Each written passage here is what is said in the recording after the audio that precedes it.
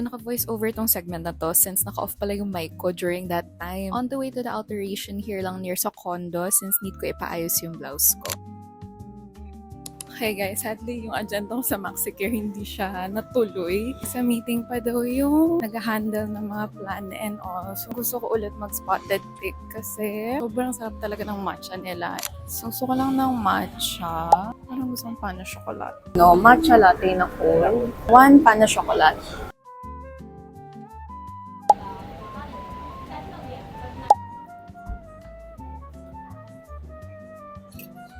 Sarap naman yung pana chocolate. Medyo mahirap lang siya hiwain.